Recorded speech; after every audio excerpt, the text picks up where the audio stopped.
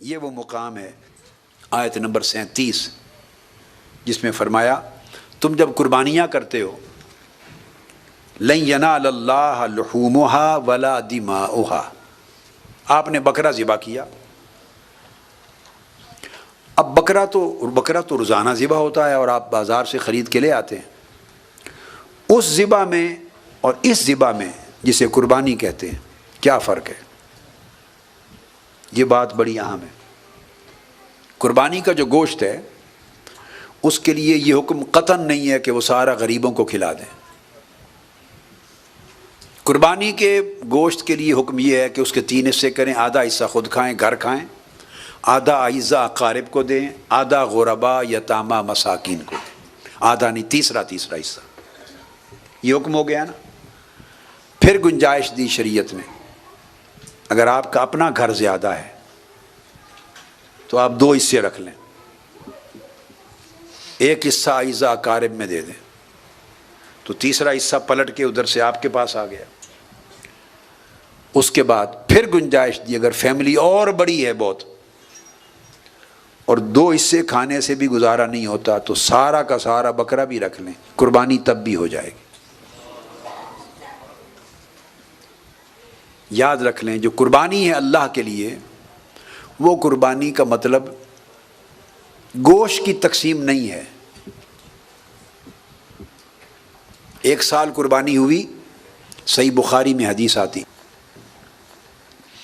آقا علیہ السلام نے حکم فرمایا صحابہ کرام کو کہ خبردار کوئی شخص 3 دن سے زیادہ قربانی کا گوشت اپنے پاس جمع نہ کرے.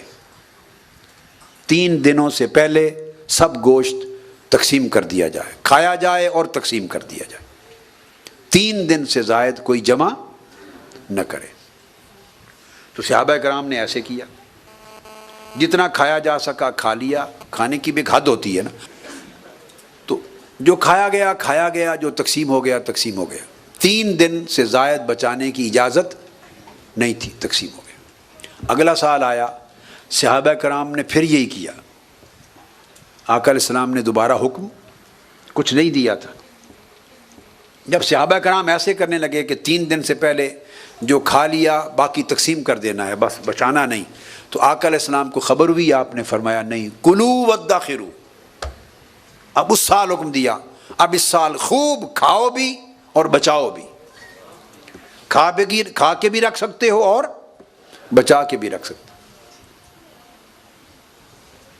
اب آپ دیکھ لیں، بے شک اگر آپ کے فریج میں پڑا ہوا قربانی کا گوشت کئی ہفتے چل رہا ہے، مہینہ بھی چل رہا ہے، تو اس حدیث کے تحت، سنت کے تحت آ گیا کلو وادخروا، اور حد اڑا دی.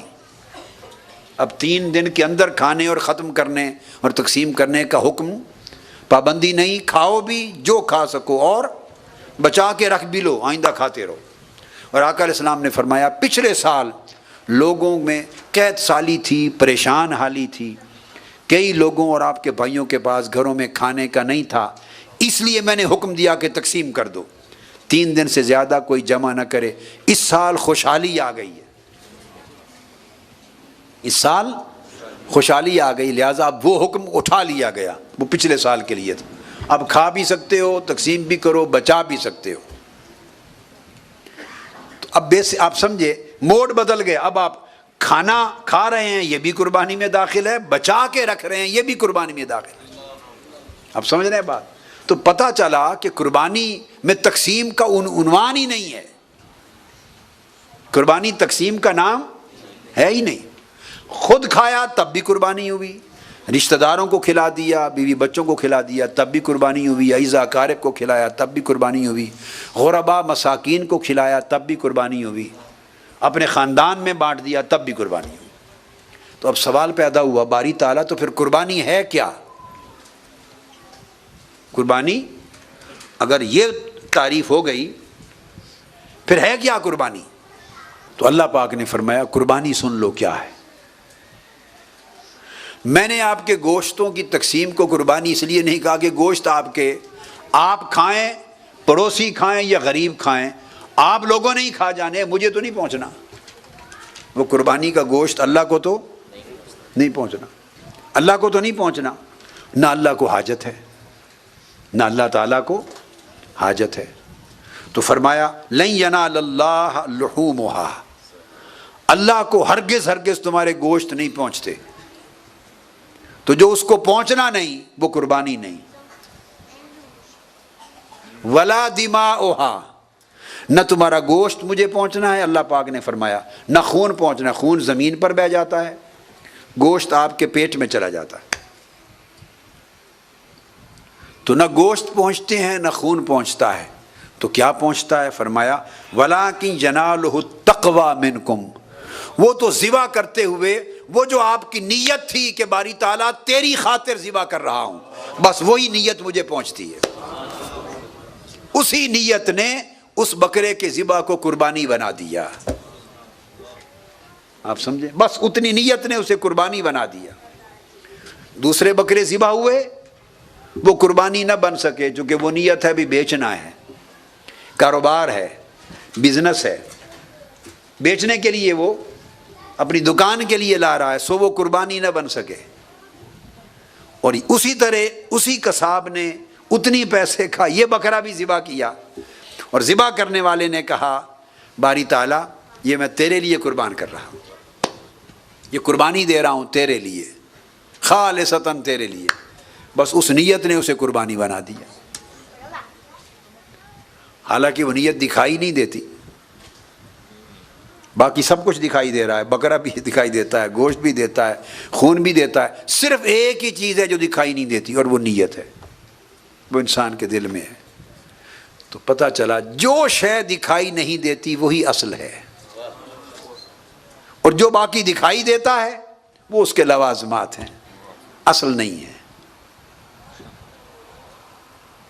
جو دکھائی دیتا ہے وہ لوازمات ہیں، اور جو ایک ہی شے دکھائی نہیں دیتی وہ اس کا نام نیت ہے، اور اس نیت کا جو اخلاص ہے اللہ کے لیے، اس کو اللہ رب العزت نے تقویٰ کا شرف دیا، عنوان دیا تقویٰ منکم، التقویٰ منکم، تمہاری طرف سے مجھے جو پہنچتا ہے وہ تمہارا تقویٰ ہے، نیتوں کا تقویٰ یعنی اخلاص نیت، اسی کے باعث میں نے قربانی بنا دیا۔ اور تقویٰ کتنی جلدی پہنچتا ہے؟ وہ جو اخلاص ہے اللہ کے حضور، اخلاص۔ آقا علیہ السلام نے فرمایا جب تم چھری چلاتے ہو، ذبح کرتے ہو، تو خون کا پہلا قطرہ زمین پر بعد میں گرتا ہے، اللہ کے حضور پہلے پہنچ جاتا ہے۔